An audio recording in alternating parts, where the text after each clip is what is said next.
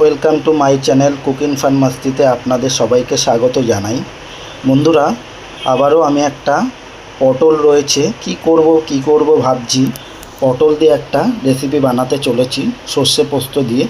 দেখুন পটলগুলো পড়ে আছে, কি বানাবো ভাবছিলাম। তাই পটল এইভাবে আমি কেটে নিয়েছি, দেখুন লম্বা লম্বা করে কেটে নিয়েছি। আর এখানে আপনার আছে বেগুন দেখুন এইভাবে লম্বা করে কেটেছি। আর ঢ্যাঁড়স আছে, ঢ্যাঁড়সগুলোকে আমি মাঝখান দিয়ে ফালি দিয়ে নিয়েছি। এই দিয়ে আমি আজকে একটা রেসিপি বানাতে চলেছি। আপনারা পুরো ভিডিওটা দেখতে থাকুন, আশা করি আপনাদের খুব ভালো লাগবে। দেখুন বন্ধুরা, এখানে আমি সর্ষে আর পোস্ত কিছুটা পরিমাণে নিয়ে নিয়েছি। এখানে কয়েকটা কাঁচা লঙ্কা নিয়ে নিয়েছি। এটাকে আমি এখন পেস্ট করে নেব। চলুন আমি পেস্ট করে নিয়ে আসি, দেখতে থাকুন। দেখুন বন্ধুরা, আমার পেস্টটা করা হয়ে গেছে। দেখুন পেস্ট করে নিয়েছি। এবার আমি এই চালনির সাহায্যে আমি এটাকে একটু ছেঁকে নেব, তাহলে কি এই ডাস্টটা মুখে পড়বে না আর ভালো লাগবে খেতে।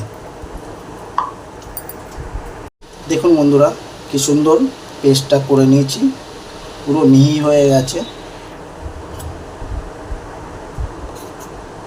দেখুন এরকমভাবে পেস্টটা করে নেবেন। চলুন এবার আমি রান্নাটা শুরু করতে থাকি। দেখুন বন্ধুরা, আমি কড়াই বসিয়ে দিয়েছি। কড়াইতে তেলও দিয়ে দিয়েছি, তেলটা গরম হয়ে গেছে। এবার এর মধ্যে আমি কালো জিরে ফোড়ন দিলাম, কিছুটা পরিমাণ কালো জিরে ফোড়ন দিলাম। দিয়ে কাঁচা লঙ্কা দিয়ে দিলাম। এবার এর মধ্যে আমি আগে পটলগুলোকে একটু ভালো করে ভেজে নেব, তারপরে বাকি সবজিগুলো দেব। কারণ পটলটাকে একটু লাল লাল করে ভেজে নেব, কারণ আমি পটল আলাদা করে ভাজিনি, এর মধ্যেই ভেজে নেব, একবারেই করব।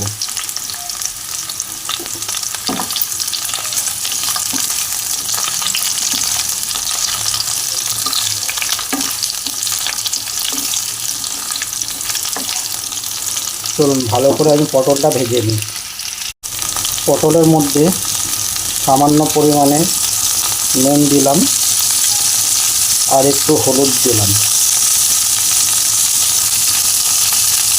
হলুদটা দিয়ে ভালো করে একটু পটলটাকে ভেজে নেব।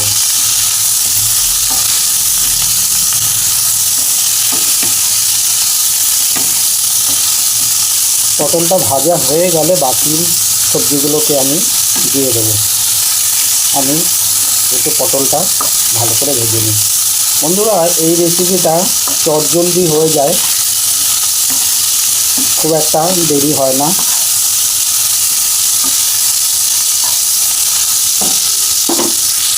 দেখুন বন্ধুরা, আমি লাল লাল করে পটলগুলোকে এইভাবে ভেজে নিয়েছি। দেখুন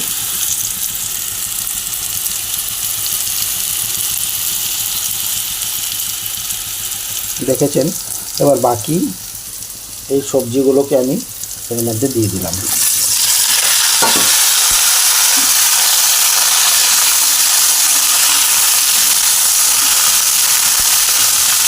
এইভাবে আমি ভালো করে কষিয়ে নেব।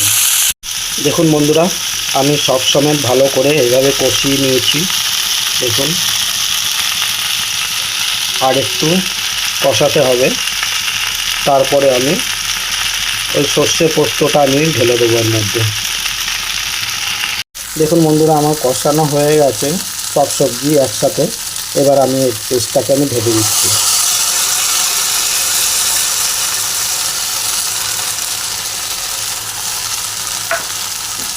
দিয়ে এর সঙ্গে ভালো করে মিশিয়ে নেব।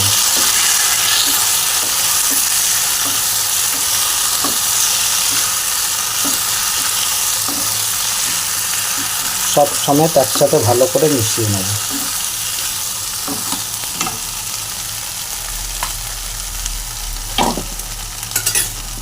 আর বন্ধুরা, এই বাটির ধোয়া জলটাকে আমি এর মধ্যে দিয়ে দিলাম।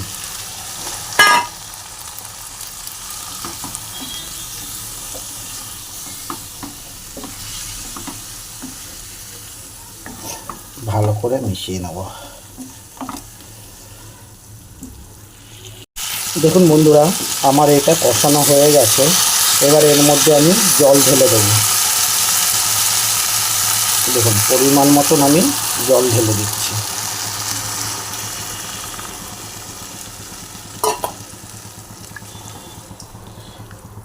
পরিমাণ মতন জল ঢেলে দিলাম।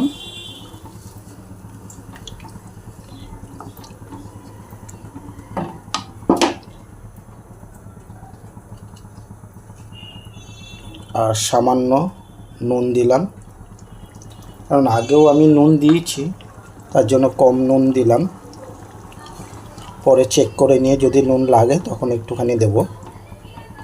আর হলুদ তো আমি আগেই দিয়েছি, সামান্য হলুদ লাগে, বেশি হলুদ লাগবে না এর মধ্যে, কারণ একটু সাদা সাদা হবে।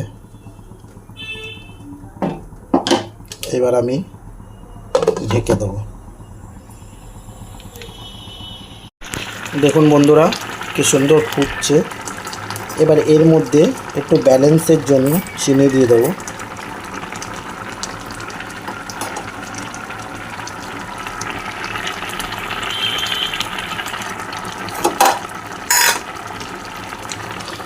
চিনি দিয়ে দিলাম এর মধ্যে একটু, তাহলে স্বাদটা ভালো হবে। আর এইটা বেশি ঝোলও রাখবো না, আর একদম ড্রাইও করব না, মোটামুটি মিডিয়াম রাখবো যাতে খেতে ভালো লাগে।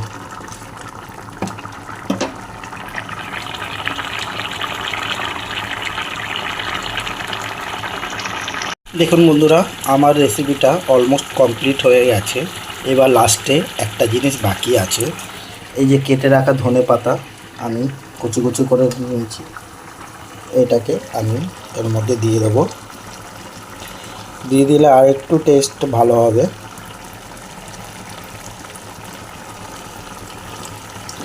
ধনেপাতা দিয়ে একটু ভালো করে নাড়িয়ে নিলাম। নাড়িয়ে আমার মোটামুটি কমপ্লিট হয়ে গেছে। এবার আমি নামিয়ে নেব। দেখুন একদম ঝোলও হয়নি, ড্রাই হয়নি, মিডিয়াম আছে, একটু গ্রেভি গ্রেভি হালকা। এটা খেতে খুব ভালোই লাগবে। বন্ধুরা, আমার রেসিপিটা যদি আপনাদের ভালো লেগে থাকে তো আমার চ্যানেলটাকে সাবস্ক্রাইব করে দেবেন, লাইক করবেন, কমেন্টস করবেন, আর এইভাবে নতুন নতুন রেসিপি পেতে আমার পাশে থাকবেন। এবার চলুন আমি নামিয়ে নিই। দেখুন বন্ধুরা, আমি নামিয়ে নিয়েছি। কি সুন্দর হয়েছে দেখুন।